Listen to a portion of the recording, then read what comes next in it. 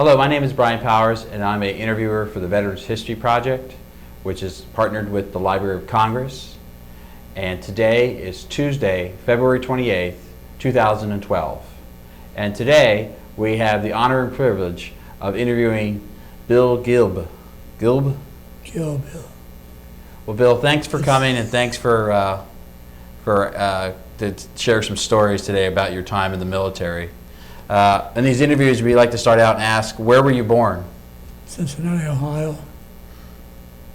And what neighborhood did you grow up in Cincinnati? Can you tell us a little bit about that?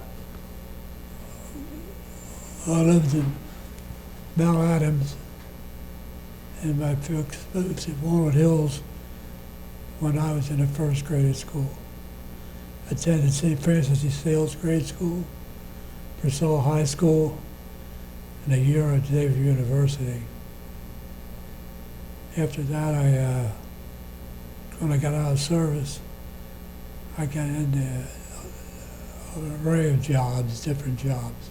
Mail carrier, truck driver, freight handlers, selling newspapers and delivering packages downtown.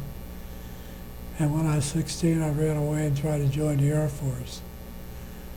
Being the second oldest of 11 kids, my dad wasn't too happy about it. Well, before we get into some of that, what did your parents do for a living? What kind of job did your dad have? My dad worked down at what they call the bottoms in the produce business. He was a salesman for the L. Freelander Company, who sold carloads of lettuce like the Kroger's, always for the state of Ohio. They were a supplier. And went to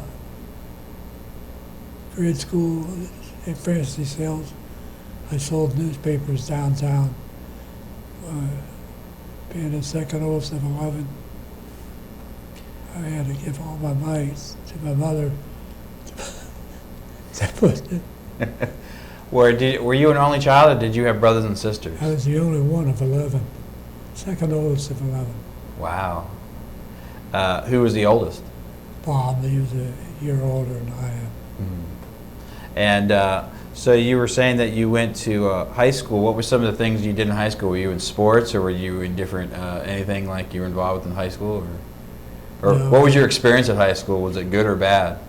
It was okay. I wasn't allowed to join sports because I had to work. I toe the line because I had to bring the money in, the same as my brothers. We didn't get to keep all of our money.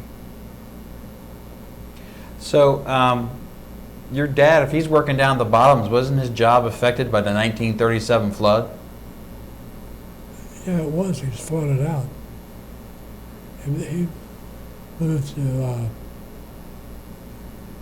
Covington, Kentucky. It had high water, and the freight cars came in there to the trying to think the name of it, the Yellow Man Railroad. They had a place over there. My dad would go over there, and they set up business there until the flood was over.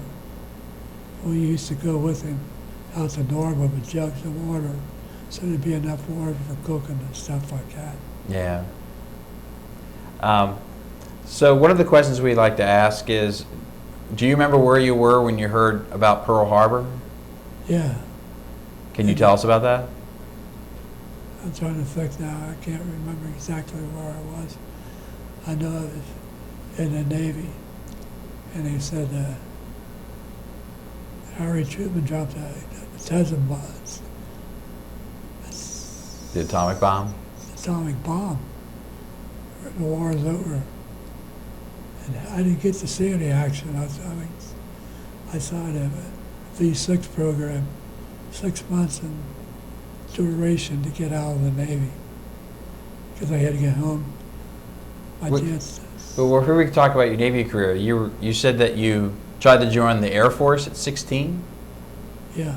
So can you talk about, where did you go for that? Did you go to a recruitment office? Did you go to another city? Downtown Cincinnati. all you do is step in for Army, Navy, or Marines, and they didn't ask your age. And was World War II was going on at that point, wasn't it? Yeah, So when you were 16, how long was the war been going on at that point? I guess if from 41 to 46. So it was the beginning of the war, you tried to join the Air Force? Toward the end, it was going. The war in Germany was still going on, and the Japanese was still going on. And we went to a boot camp up in, trying to think the name of the Navy boot camp up in Well, we're going to get to that. I was just curious about you trying to get into the Air Force. Well, what happened? You went down to the Air Force, and they figured out you weren't of age or something? They did it, and it was with a buddy of mine. We thought, well, we'll try the Marines. They'd take it. I said, I don't want to do that. I'd rather do the Navy. The Navy guy didn't ask. He signed me up. He found out how old I was. They held my swearing in until 5-6 months later. When Dan found out I joined the Navy, he really was, he was in plain words, he kicked my ass. You stay here, you got family, you got to help support. I was the only one out of that 11 that lied about the age. Yeah, I was going to ask, did your brother have to serve? Brother Bob. Your oldest brother? He found out that I was in. He went to Sam, trying to think of Sheepshead, New York.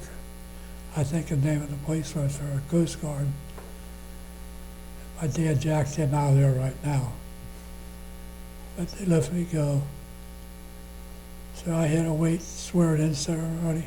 Actually, it was sometime close to the surrender of the Japanese, because the Navy signed me up, but I had to wait for my boot camp and not until June of that year. So, okay, so you joined the Navy. Where did you, do you remember where you trained at when you joined the Navy? No, we were supposed to go to, trying to think. Great Lakes, maybe? Great Lakes is the Naval District. But they had, I don't know, some kind of a fever up there going on, Oh, yeah? and they didn't have any way to keep us there. They should set it up to Sampson, New York. So they would do it. That's, I'm trying to think of it. Can't think of the name of the place. Sampson, New York, I think it was. And so this is early 1945? Mid 45, yeah. Okay. And so what kind of stuff were they making you do when you were in training? Dry land boat drill. Can you describe what that is? 2x4 side by side, and you sit there and row the boat. And they were tough. They told us that you guys are going to be being trained for the invasion of Japan, so it's going to be rough. And I never forget the guy who was in charge of my boot company, 333, company 333. I was an apprentice seaman. His name, I think, was Gilb, and he was some kind of a enlisted man. He wasn't an officer. He was like a training guy. And I spent, if you spent 4 weeks there, they would send you to Sheepshead somewhere for the Seabees. We're told that you get a 4-day leave, and you would go to the Pacific, work with the Seabees. So this guy told us, don't sign up for that. You have a rifle in one hand and a hammer and nails in the other, I guess he said. And about 2/3 to 3/3 of the way through, this guy got on leave, and he went into Geneva, the closest town. On the way back, he got killed in an automobile accident. So we trained with, I don't know what they were, but they were Marines, because we had a certain amount of hand-to-hand combat, certain amount of boat drill, and they were told that when you go into the invasion of Japan, you're gonna, the Marines get tied down, and they take casualties, you're gonna back them up. You're coming out of them boats and you're going on the shore. Were you getting any training to do that, to be able to? Yeah, yeah, you did. You did all the hand-to-hand stuff, you know, and then the Navy stuff. Instead of 4 weeks, we were going to get 12 weeks. So we got out there with 6 weeks with Navy training. They shipped us to, I think we went into town and got on a train that came through Cincinnati, a troop train, come right through. Kind of think of Winton Place.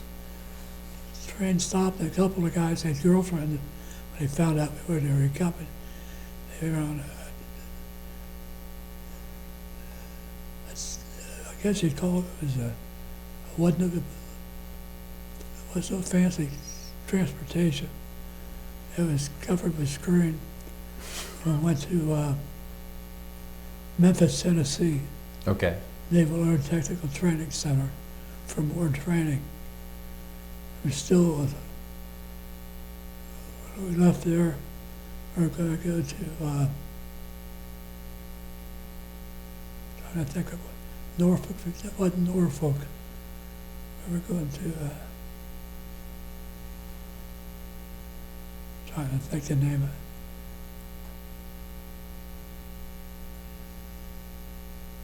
Charleston, South Carolina. Okay. And that's where the shipping out place was. Did you know where you were going to be, what ship you're going to be stationed on at that point?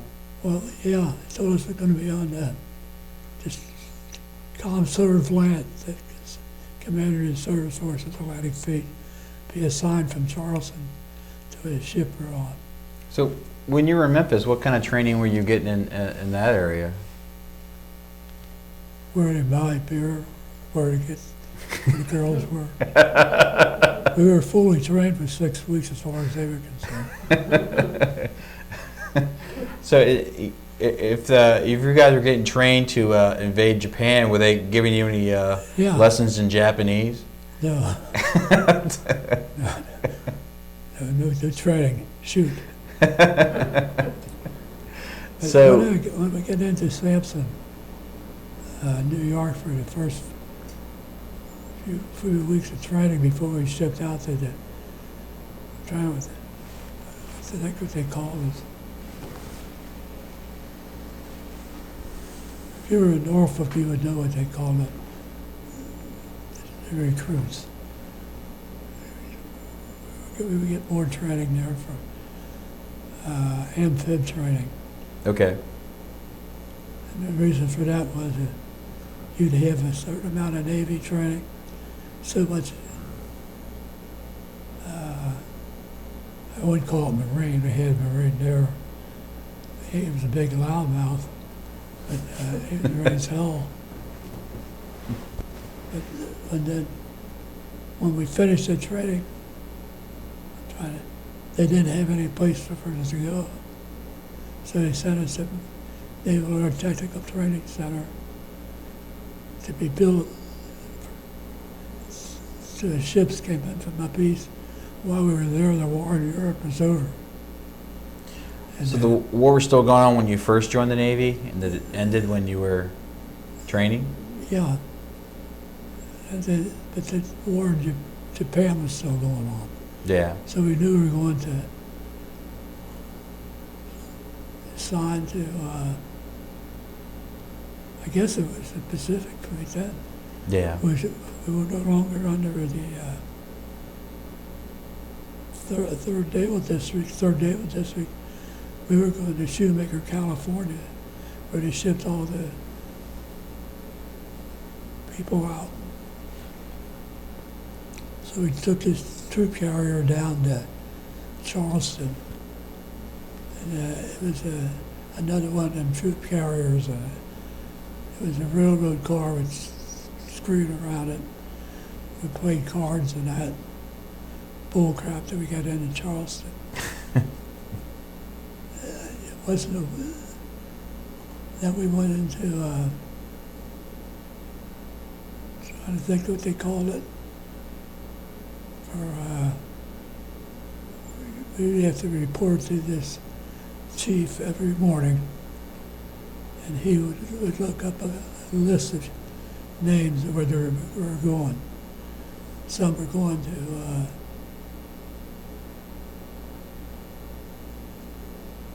most, I'd say 95% of them were going to the shipping out point on the West Coast. And I think it was 5 of us went to the Atlantic Fleet. And what we did was trying to watch for Japanese ships instead of removing troops from East Coast to West Coast. Mm-hmm. The Japs were still at war. So they were watching for submarines being in the Atlantic Fleet. The Japanese would go in there with 2-man subs, and they were sinking ships. Isn't that what your ship during a lot of World War II? That's what your ship was doing, was sort of seeking out submarines and things. Actually, we were just shipping out of Charleston. There wasn't nothing going on. They called it the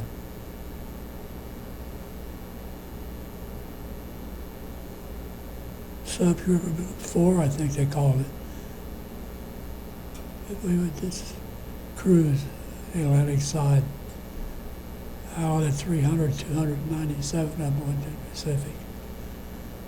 And we were in Charleston, assigned to the Otter. The Otter was a destroyer escort. Right. That was in dry dock in Charleston. And they were taking a trying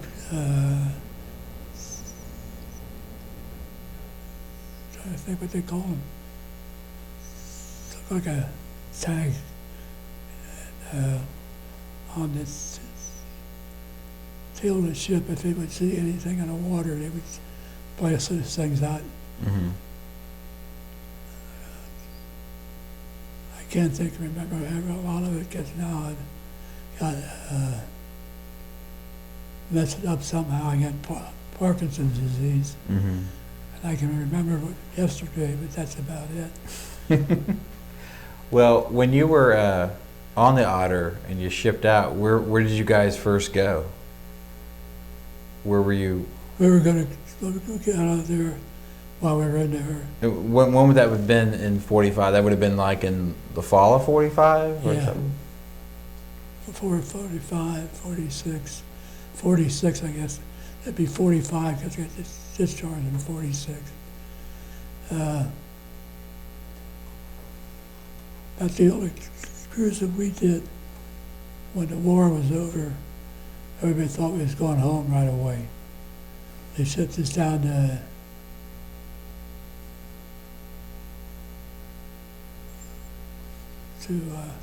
Memphis, from Memphis to Charleston, from Charleston. We'd watch these things they'd post up in the barracks names.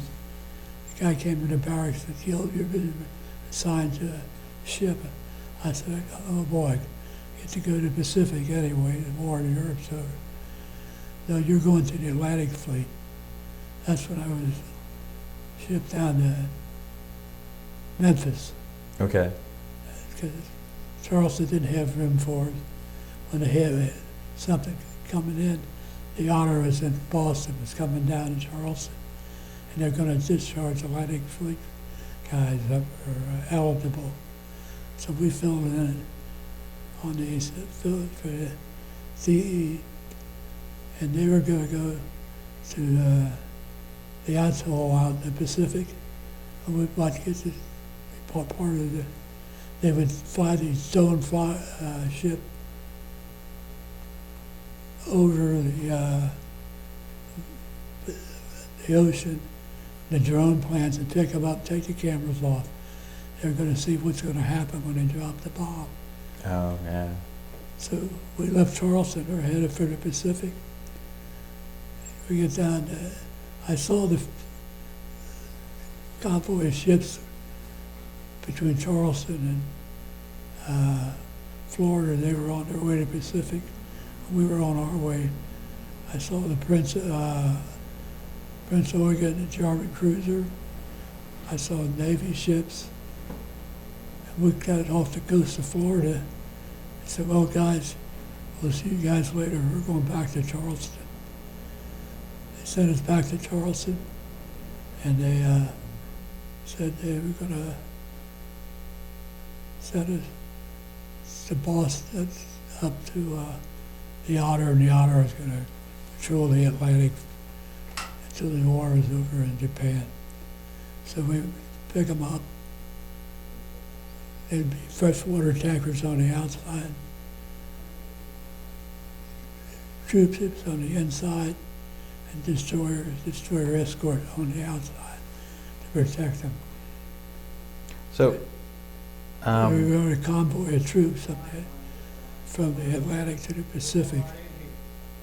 but where were you when you heard about the atomic bomb being dropped? Do you remember where you were at that point? Yeah, I think it was Charleston. In Charleston. Do you remember how you heard the news? Yeah, but we were aboard ship one night playing cards. I said, well, we're going to step charges. That's what it was. They step charge racks off, and we put some kind of apparatus to pick the drones out of the water. So worked on the DE. Went back in when the Pacific was over. Said the war's over. We're going home. So about 6 months later, they put in a thing called the points.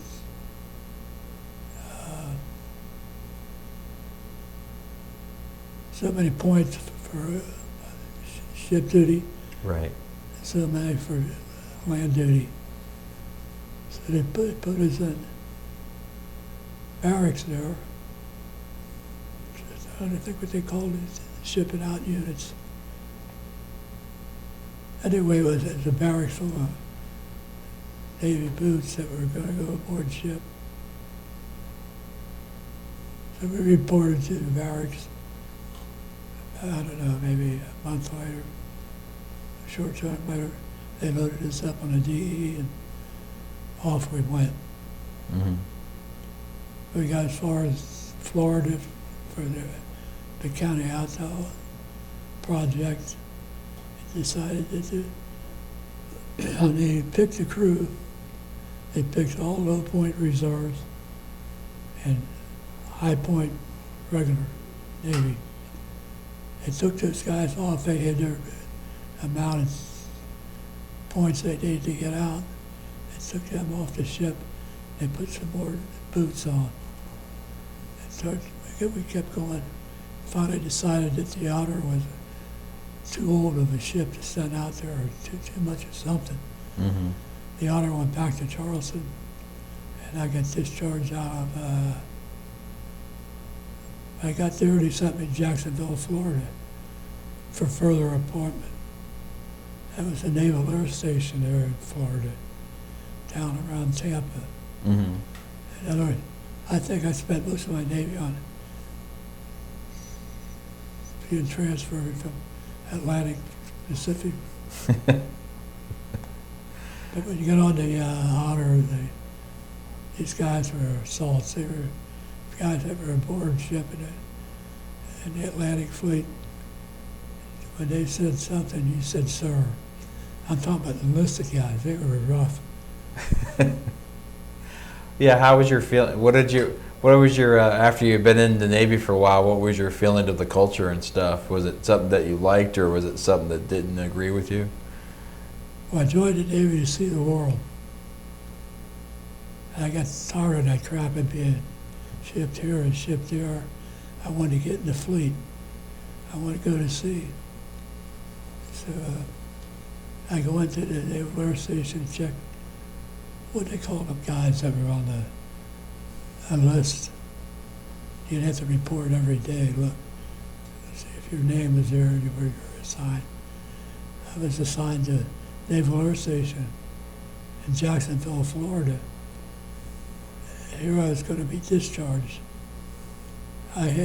Being I was sent to Pacific as a low point reserve, when they decided to side the ship back to Jacksonville, it became a high point reserve.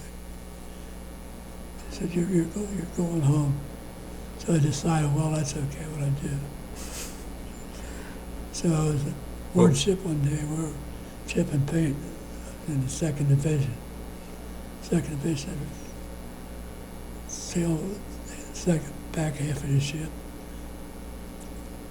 I'd say out of 180 guys on that ship, I think it was 191 ship we were from down south. They were headed for the Pacific. They were going to get out of it. We chipping paint. The captain of the ship was a lieutenant. Gilb reports to to his office. They want to see you. Oh, hell, what I do now? You're going to get discharged. I was going to go to, ship's going to Florida. You're going to Florida with us. So he says, come up to the, I'm trying to think of the officers' quarters. They were up on a top. Mm-hmm. I get up there. Where are you from? Ohio, sir. You know, whereabouts in Ohio? Cincinnati. The captain said, so am I. What's your rank, sir? Seaman second. Where do you live in Ohio? Cincinnati, Ohio. He says, I'm from Cincinnati. You're a Seaman first. So that's how I made Seaman first. I got my Seaman first rating, and they shipped me back up to Charleston. Charleston shipped me out to be discharged. But anyway, I wound up going to Jacksonville, Memphis, Tennessee. Yeah. Another naval training center had room for guys to go ship out of. So you went back to Memphis? Then I went to Memphis. Then they sent me there's so many of them. I went back to Charleston. They sent me to Jacksonville the final way. Yeah. So what kind of stuff were you assigned to do? What were some of your duties when you were in the Navy? Were you in kind of a clerk duties or administrative stuff? Clerk duty. So what was some of the stuff you were doing? I took typing in high school. When the captain found out that I was from Cincinnati, I was in Jacksonville, he shipped me out to Charleston. Mm-hmm. I get his name.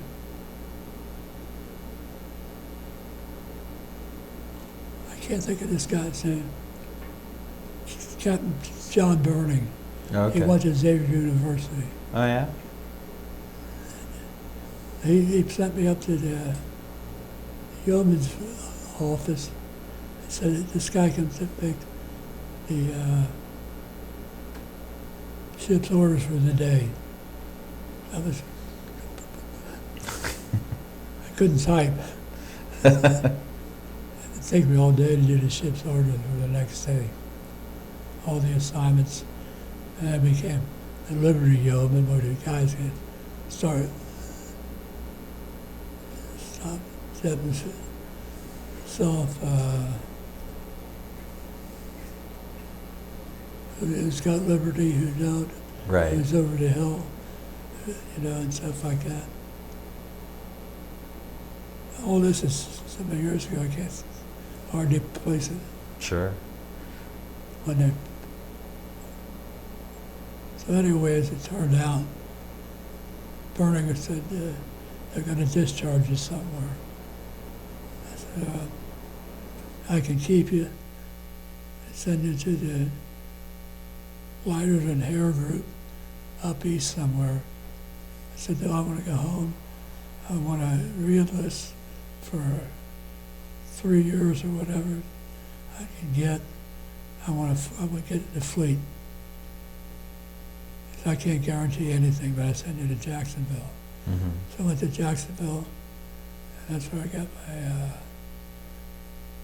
papers and that to come back to Cincinnati. My intention was to re-enlist downtown, Right. which was the 7th day. They'd send me up to Chicago, and I'd finally hit the fleet. Then you're finally going to get in the fleet, huh? That was the plan? Yeah, they were still convoying, checking a lot of stuff, I guess. Yeah. Especially for that bomb test.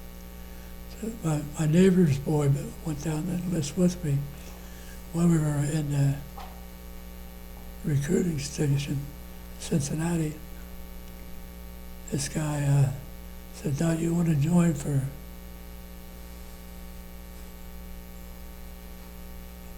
I think it was regular enlistment. It'd be 6 months in duration. So I told Bob, his name was Bob Overberg, I said, Bob, don't do that. We're going to do we'll do this V6 program, they called it. You familiar with that? No. Tell me about it. Well, you give you 6 months after the war, and send you back home.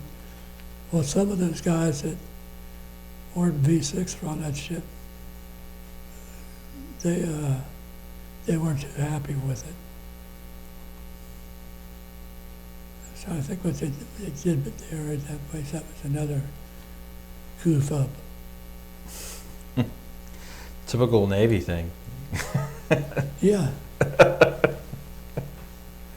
It got me down that, on the Otter.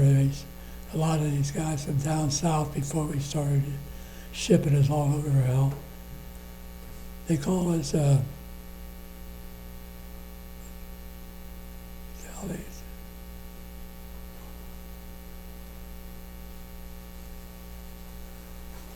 forget what they called it. They would call you guys something? Yeah. The guys in the gun tub with me. I was in the gun tub assigned to the hot shellman, which we never had any combat, but the guy fired his 350 in case he'd come back. He got under some kind of gloves on. He'd catch the shell and stack it so the guy didn't fall over. So. Oh, right. Hard roll Yankee, that's a. Well, after the captain of the ship called me up, Bernie called me up, they called me, what do you want? Well, he's from my hometown, and I'm going to be the yeoman. And they called me a hard roll. If you were from above the Mason-Dixon line, and from south, they called you a hard roll Yankee. We had a name for them too. But that was quite an experience. Well, what happened with your re-enlistment? I got home, my dad told me, hey, but you ain't going to re-enlist. You get your ass downtown, already got you a job driving a truck. Oh, yeah. So I went to work for the old Freelander company.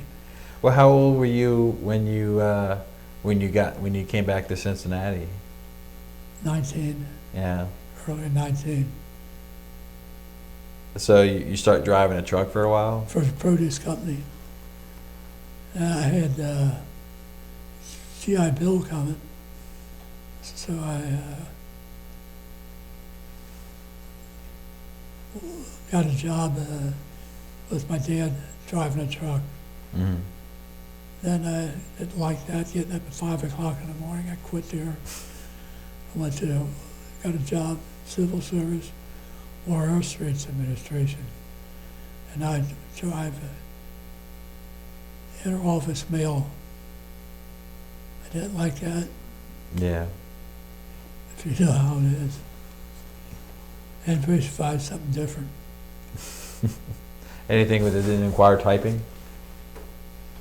Inter-office mail, I did some, but there wasn't any speed time. So I was such a good typist, I drove a truck around for the main office at 8th and Walnut to another place over on 7th Street. I'd pick up the inter-office mail and deliver it to the office mail. Then I was home one night. My mother told me that Chris Nicosia, an Italian girl, went to school with my wife. Her brother was killed over in Europe, and they were going to have their prom. My wife went to St. Mary's High School, so no, I'm not going over there with the high school kids. I'm a Navy man. So, Did you know your wife at that point? I mean, did you know her? she got me a case of beer when her dad was able to. Well, how did you know her originally? How did you guys She meet? was around the house all the time. Around your house? Does she live in Walnut Hills too? Yeah, no, her dad was a truck driver, lived in Norwood. I see. And he wasn't living with her. Bet your ass on that.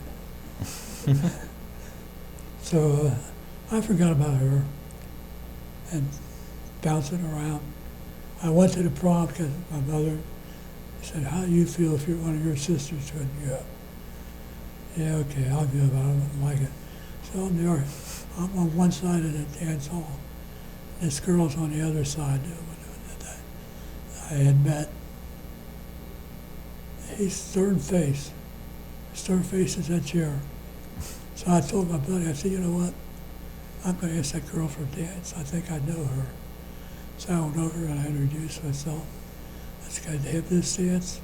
He said, yeah. I said, your buddy over there don't want to dance with you. What's his problem?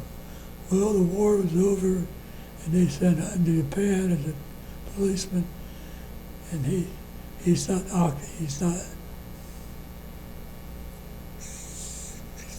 figured out yet. He come to low ground. So this guy's name was Paul Bam, I think it was. It was Paul something. Got his dance with your wife? Yeah, you can have it. He's standing in the corner. Boy, I looked at her. She looked like $2 million. Can I take you out on a date tomorrow? Yeah. I dated her solid, so this clown decided that he lost his girlfriend. So 47, we were gonna get married. We couldn't find an apartment. Went through all that crap to do. Finally, in 48, I did find the guy that bought the truck that I was working for. Bought another truck, and I drove the truck for a year and a half, delivering produce to growers, A&P, stuff like that. And where did you guys get an apartment? What part of town? doing what? Where did you guys, you said you got an apartment, where in town was that? Avondale. Mm-hmm. And then there was a listing in the post office. They were going to hire carriers.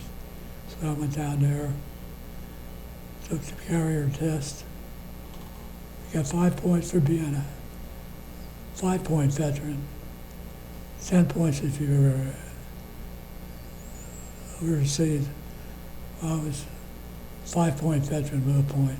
Mm-hmm. I scored 105 points on the test. 100 on the test, and 5 points for being a veteran. Wow. So 2 black guys flunked the test. And I was a carrier out of Station 8, Cincinnati. I come in there one day, and the guy that was in charge of that office on Erie Avenue, he said, "Hey, you're getting laid off. You know, 5-point veterans taking your place." He told me who they were. I said, "Wonder they could read. They couldn't do their job. But they got the job because they were black, and I was white. This is a 47, so don't let them tell you that they didn't take care of minorities." Mm-hmm. I was a minority for passing the damn test. Yeah. So here I am back on the road again looking for jobs. So, how come? Oh, that's a freight company out,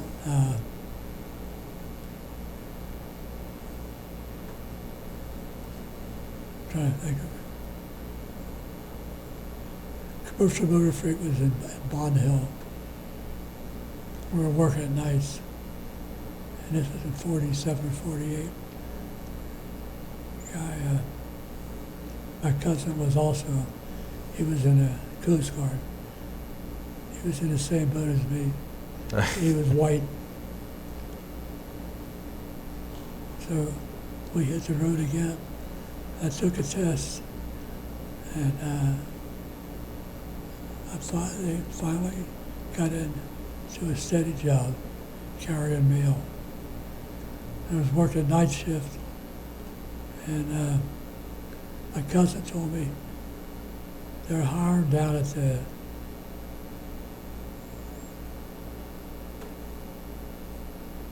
for regular carriers or something. Mm-hmm. Anyway, it was getting out of the freight company. So I went down and took the test, passed it, got laid off, went back to the freight company. I was white. Don't let it get you, I think, a job for veterans. Yeah, that sounds like you're in the military. You're just getting shipped around all over again. You do. You do. The first thing you learn to do is, if the chief said something, you said, "Sir." Chief would bust your ass, give you some rough assignment. So did you eventually get on somewhere, like a permanent job at some point? I was working at the freight company. My cousin told me that there was Uncle Charlie. He was very rich. We thought Uncle Charlie was making $250 an hour, and he was president of the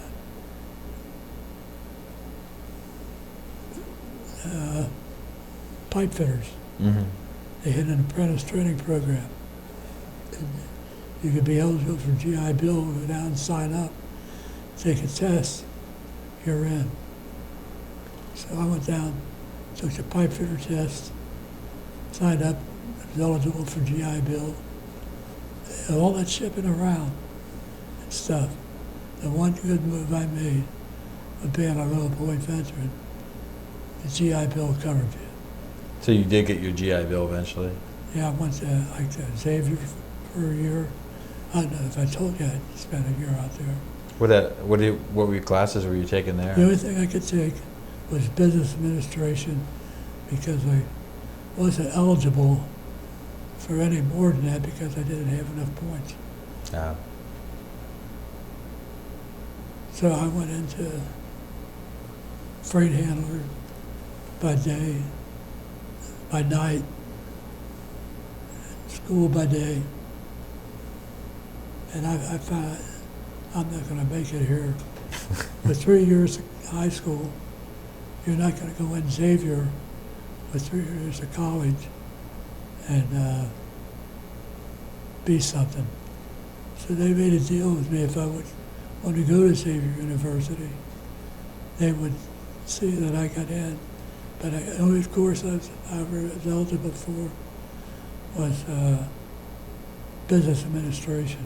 Mm-hmm. Christ, I had that as a junior in high school. I thought, no, now I'm in the boat again. So I finally, after a year, I dug up. Now the guys that I went to school with were being drafted for Korea. All right. And I went in underage and they went in overage. And it's, one of them, Herbie Inskeep, was my brother, my oldest boy's brother-in-law. Herbie was with the Army in Korea. He went into private and he came in Master Sergeant. He was in the Vinjan invasion. I saw a letter he sent his mother. Herb and I used to go out and drink beer at night. Mom, if you live over there a year, you can live forever. I said, I'm re-enlisted, I'm going to go to school. So he did. He came back and I'm trying to think. He took the test for the post office. Mm-hmm. With so much. And damn if he wasn't white. High Point veterans they took care of. Yeah. The Low Point veterans, they'd kick your ass from one part to the other, one ship to the other. Did you, I know you were probably married at that point, but when the Korean War came out, did you ever consider I had enlisting? just gotten married. My brother-in-law was Herbie married my brother's wife when it was in the Coast Guard. Yeah. So that's how we buddied up.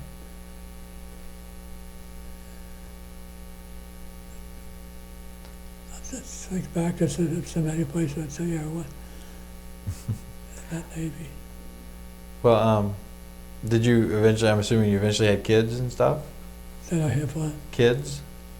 Yeah, my aunt's carried counted the months my wife was pregnant to see if I had her knocked up. Mm-hmm. My wife didn't get pregnant until 18 months later. So my aunt said, all widows, not Bond Hill, I announced to them, I've been married 18 months now.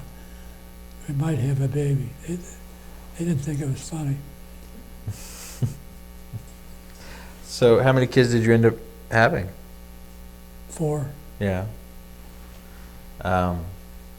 Where did you end up living? Did you in Cincinnati with your family and stuff? Right now, I live out right out here, Anderson? Anderson Township, Well, where were you? Brittany Acres, Where did you raise your kids at? What part of town? out here. Out in Anderson? My oldest boy went to McNicholas High School. He graduated, joined the Navy to get himself straight. How long was he in the Navy? He was in 4 years. Yeah. Did he have a similar experience like you, just sort of shipped around? Now I'm trying to think where Billy went.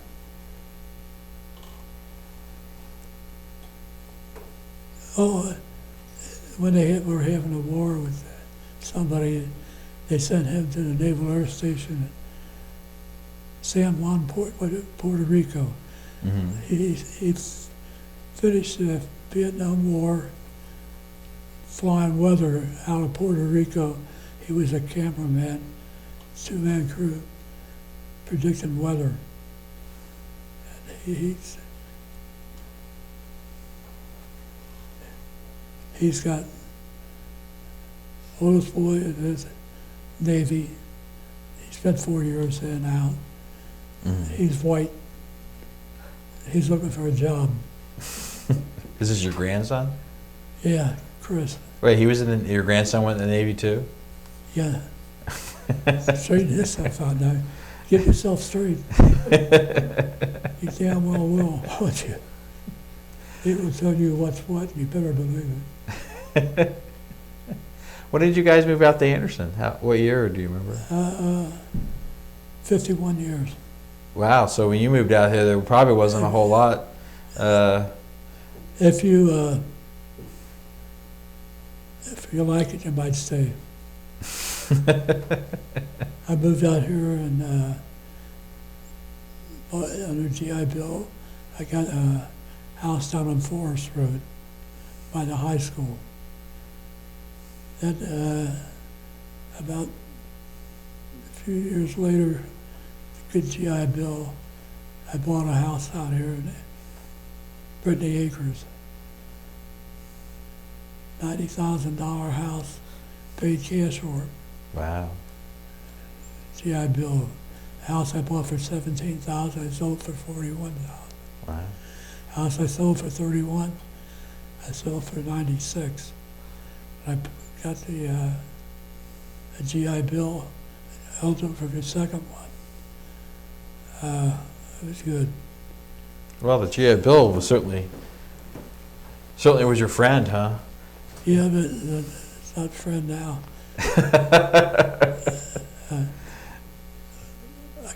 They come down with Parkinson's disease. The government took a lien on my house because I had over $100,000 in medical bills. All right. My wife could live in the house if I die. And they're paying my bills over there at the, what do you call it, the place we're in over there? Anderson. The Anderson, yeah. Do you get veterans benefits at all? They pay yeah, Christ, I got more benefits than you would believe. I don't know, they must have thought I was black. But the GI Bill, I actually didn't need the GI Bill with our house in Anderson. Yeah. Well, I think we're almost out of time. Is there something that I didn't ask that you wanted to talk about, or something you wanted a story that you wanted to tell that we didn't get to?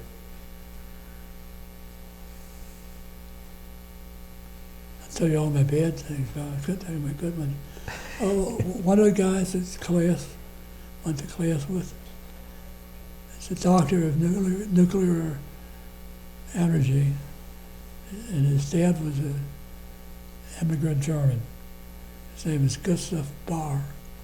Gus Bahr, I was working at General Hospital hooking up the heating system, and this guy come in down the hall, and here was Dr. Bahr. We were at grade school and high school together. Again, my nickname was Gilbo. I don't know who that was. That was better. Gilbo, what are you doing here? I'm working here. Gus, what are you doing? I'm in charge of the nuclear program for the state of... What? His apprentice is there. He said, gee, Gilbo, you know all the big shots. This guy calls my house every so often. He lives in Turpin Hills. And we sit down and talk about what it's like in Walnut Hills. Dr. Bahr. It's funny. Well, anyways, I think we're almost out of time, but I want to say thank you so much for coming and telling some of your experiences of being in the Navy and stuff. And thanks for coming down. So, thanks, Bill. They kept you on the, looking for jobs and working. Keep your mouth shut.